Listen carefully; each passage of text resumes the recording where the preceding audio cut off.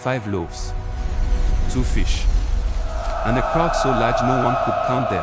The sun was falling, hunger was rising, and in a land of red earth, whispering palm trees, and villages wrapped in evening dust, a miracle was about to unfold. But the miracle did not begin in the hands of kings, or warriors, or wealthy men. It began in the small woven basket of a child, in the heart of the land, where the earth glowed deep red beneath the setting sun.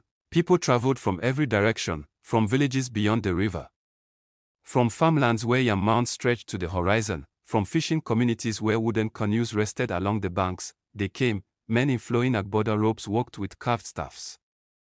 Women wrapped in bright ankara cloth carried babies tied securely to their backs. Children ran barefoot through the dust, their laughter briefly rising above the murmurs of the crowd. Elders sat beneath the shade of ancient baobab trees, their faces lined with wisdom and years. They had all come for one reason, to hear Jesus. Word had spread like harmattan wind across the villages. The blind had received sight, the sick had been healed.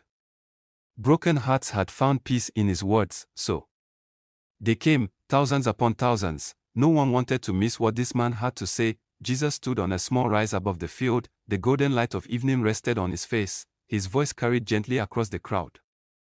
He spoke of love, he spoke of mercy, he spoke of a kingdom not built by hands, but by faith. Every word sank deep into their hearts. Mothers stopped soothing their crying children just to listen. Farmers leaned on their hoes and stared in silence. Even the restless children sat still. Then the sick were brought forward. A woman bent with pain, a child burning with fever, an old man unable to walk. Jesus touched them, and one by one, strength returned. Gasps swept through the crowd. Joy rose like drums at festival time. But as the day stretched on, another problem began to grow.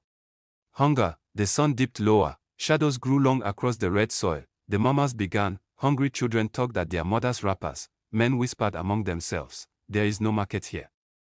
No food stalls. No farms close enough." The disciples looked across the sea of faces and their hearts grew heavy. Thousands of people, not enough food for even a fraction of them. One disciple spoke in worry, "Master, send them away before night falls." But Jesus looked at the crowd with compassion. Then he said words that stunned everyone, "You give them something to eat." The disciples were confused. How? With what? They searched among the people, but there was nothing.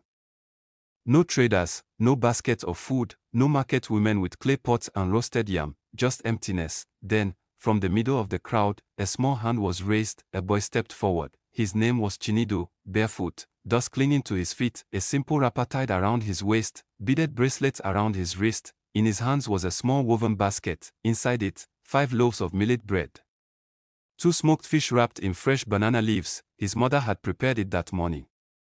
With love, it was all he had, enough for only one child. Yet as he looked at the hungry crowd, and then at Jesus, something moved in his heart. Slowly, he stepped forward. The crowd looked at him and some began to laugh.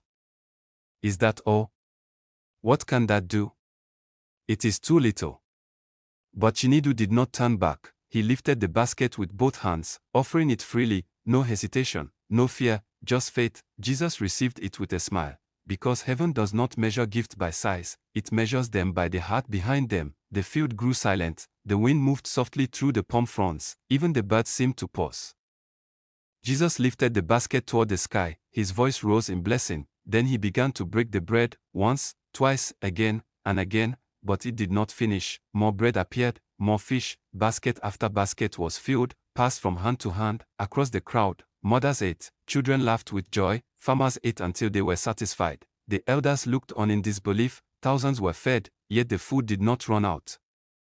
It kept multiplying. The little basket of one child had become abundance for a nation of hungry souls. When everyone had eaten, Jesus asked the disciples to gather what remained. They walked through the field with woven baskets. 1 basket, 2, 5, 8, 12. 12 full baskets remained, overflowing. The crowd stood in stunned silence. Then praise erupted like festival drums. The miracle had begun with one willing heart. What seems small in your hands is never small in God's hands. He multiplies faith. He multiplies sacrifice. He multiplies what you willingly offer. So tell me, what can you offer today?